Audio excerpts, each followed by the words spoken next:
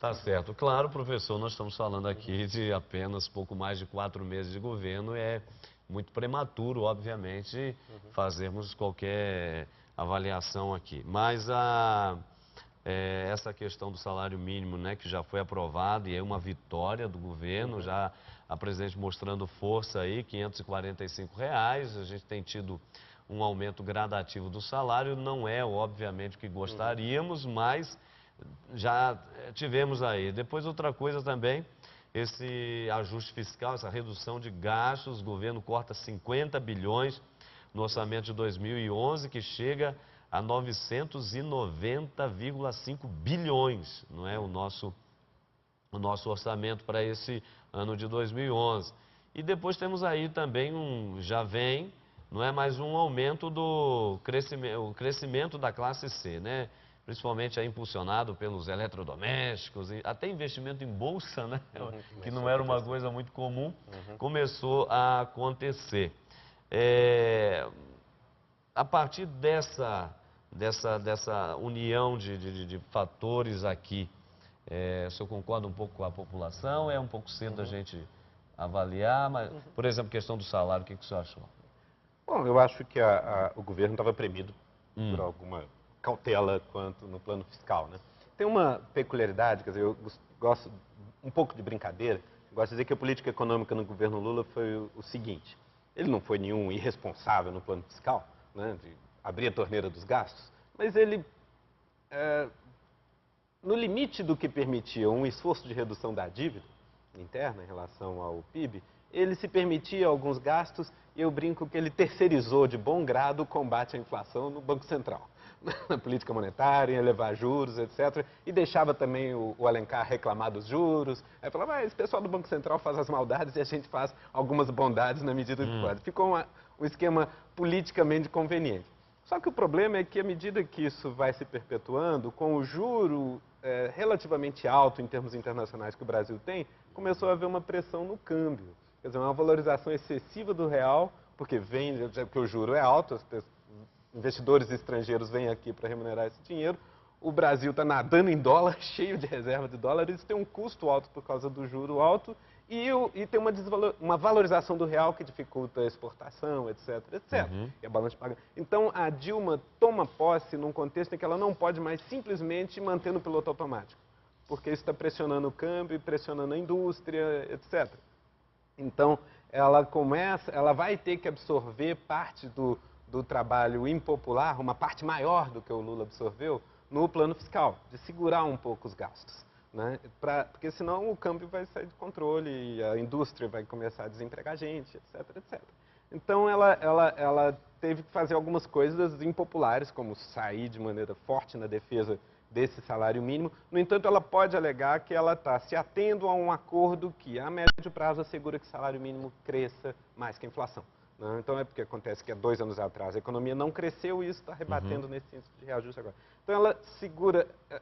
O desafio para ela é conseguir ser um pouco mais dura no plano fiscal que o Lula e, ao mesmo tempo, atender a demandas que ela não pode mais fugir, que são gastos em infraestrutura por causa da Copa do Mundo, da Olimpíada, o desafio que ela se propôs e prometeu solenemente no dia da eleição de erradicar a miséria no país, que vai requerer gastos também. Então, ela está premida politicamente nesse aspecto e ela precisava, por isso, ganhar essa batalha do salário mínimo no primeiro momento sem concessões, porque senão ela ia comprometer esses objetivos mais adiante. Agora, essa questão dos cortes, e aí nós tivemos os 50 bilhões, o Frei Antônio Moça, tem alguns especialistas, outros, não é, críticos, dizem, olha, podia ter ido mais além, foi só isso, o que você acha? Não, evidentemente que é muito difícil dar um parecer, ele como economista teria mais condições, mas assim mesmo uma pessoa sozinha analisar, é muito complexo, tudo é muito complexo, você está tratando de bilhões e bilhões. Por exemplo, se um governo responsável ousasse fazer uma melhoria nas nossas rodovias da morte, você imagina o que isso representa? Nos aeroportos, não é? Basta dizer que lá no Rio de Janeiro, a grande batalha, além da linha vermelha, a grande batalha é você encontrar um lugar no estacionamento do Santos Dumont. porque não tem lugar no estacionamento. Então, só para perceber, isso são custos altíssimos. Nós estamos tratando realmente de quantias que não dá nem para imaginar. Agora, poderiam ter sido maiores em certos setores. Por exemplo, dentro do funcionalismo público alto, ou seja, deputados, senadores, assim por diante. Algumas mordomias foram cortadas, não há dúvida nenhuma, mas sobra muita gordura nessa área. E, além disso, aumentaram o próprio salário. Quer dizer, isso é uma contradição. É uma contradição. Tremendo. Não é? Contradição, o salário mínimo fica, mas o nosso nós aumentamos. Agora, eu diria, é um bom sinal ter a coragem de dizer, eu vou começar a botar um freio na gastança. Que no final do período do Lula, não é, realmente as torneiras estavam abertas. O senhor vai concordar comigo. Na fase final. Os teóricos chamam de ciclo eleitoral, né? Ciclo eleitoral. Na hora que vem para a eleição, vem os gastos. Na hora que toma posse, corta tudo. Tá. Pois é, mas essa questão política tributária e fiscal, de fato, é muito importante. E a presidente começou aí a trabalhar nesse sentido, mas o que mais deve ser feito nessa linha para que se possa atingir as metas que se pretende? Isso é difícil fazer. Isso realmente mais do que a formação, isso é coisa do especialista que está ali acompanhando as contas do Tesouro para poder dizer aqui sobra, aqui falta, podia entrar aqui, ali. Isso aí é realmente na ponta do lápis. Né? A gente pode. Mas eu digo eu digo a partir, claro, nós estamos conversando aqui a partir da configuração do governo. A presidente tem condições hoje com os aliados que ela dispõe por essa configuração, não é, frente à oposição, que até nos parece nesse início de governo assim bastante fragilizado, em menor número, e que parece que não está atacando assim como fez no passado, não é? Nesse ponto de vista, no apoio congressual, a Dilma tem uma posição bem mais confortável que o Lula quando chegou ao poder. Para começar, a mera continuidade já facilita, mas além disso, o fato de que ela tem maioria que o Lula, quando tomou posse, não tinha. Né? Mas, o Fernando Henrique, quando chegou ao poder, tinha maioria ainda mais extensa do que a Dilma tem agora. De qualquer maneira, é novidade para ela poder operar assim. E ela tem operado no plano político de maneira mais agressiva. No início, antes mesmo da posse, ela, enfim, era uma preocupação que todos tinham. Agora o PMDB já não era mais um apoio ocasional, mas tinha vice-presidência e tinha mandato também, que era sócio do governo. Ela jogou duro com o PMDB e meio pagou para ver a reação.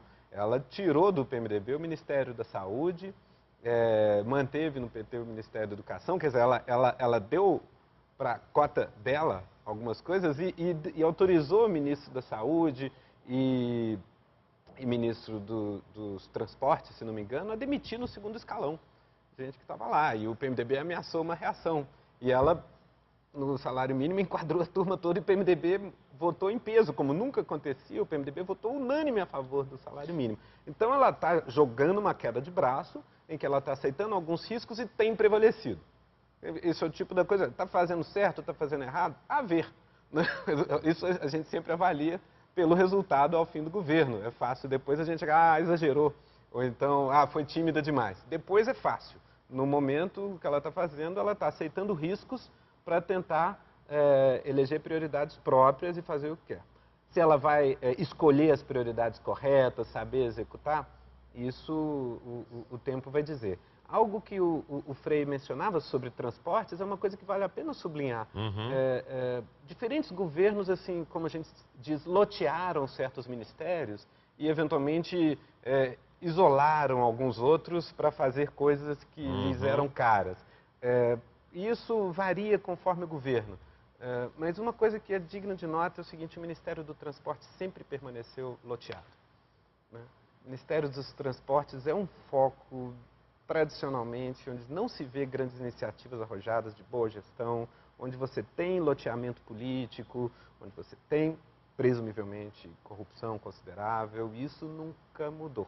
Né? Ainda continua. Vamos ver se a presidente toma a iniciativa em relação a isso. Segura aí, Frei. Nós vamos para um rápido intervalo. Não saia daí, ainda temos muito que conversar e, sobretudo, aqui tentar, né, na medida do possível, obviamente, a partir do professor Bruno e do Frei Moser também, tentar aqui elucidar, né, quais deveriam ser, para além daquilo que foi dito, o que o governo e nós, enquanto sociedade, podemos colaborar e até pressionar para que sejam os passos a serem dados para que de fato nós tenhamos aí um Brasil melhor, que é o sonho, o desejo de cada um, não é isso? Rápido intervalo, já já estaremos de volta.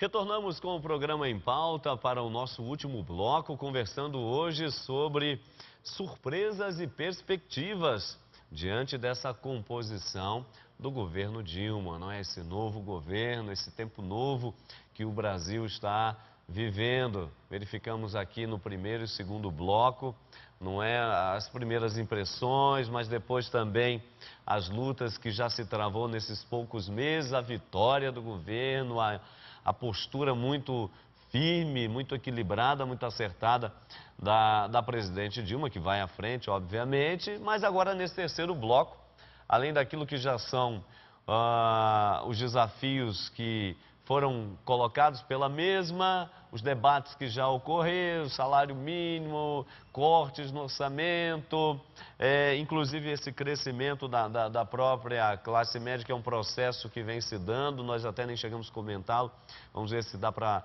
fazer isso agora. Mas nesse terceiro bloco, como sempre fazemos no nosso programa, nós queremos então, para além daquilo que foi dito de lá, aqui, não é o que nós entendemos, não é que também pode ser melhorado e deve ser perseguido, não é, pelo governo e aqueles que fazem parte do mesmo. Nós vamos em primeiro lugar nas ruas, não é, porque se fala que a voz do povo é a voz de Deus, então o povo quer sempre o melhor, como Deus quer o melhor. Então nós vamos escutar as pessoas e perceber o que elas querem ou imaginam que seja urgente para o nosso Brasil, portanto, para que a nossa presidente Dilma Rousseff possa fazer em prol do nosso país. Vamos ver o que as pessoas responderam. Escola e saúde, saúde e escola, que é o principal que falta no Brasil. É melhorar a saúde, educação, emprego. Eu acho que é terminar com esse assistencialismo do Bolsa Família, que eu acho que isso não ajuda ninguém, e isso mantém as pessoas escravas dependentes desse dinheiro. Acho que isso é péssimo para o Brasil. Acho que o Brasil está precisando de um governo que ajude as pessoas, ensine as pessoas a pescar. Não adianta a gente ficar dentro de casa recebendo bolsa, bolsa, bolsa, bolsa. Reforma ética, principalmente no Congresso e tudo mais, diminuição dos impostos e principalmente, não, acho que principalmente deixar mais públicos os gastos do governo enquanto ele recebe também, para poder fazer o controle de corrupção. E a segurança no país. Está muito ruim a segurança, você entendeu? Todo em geral. Melhorar a educação, né? Diminuir a desigualdade social no país. Acho que é isso.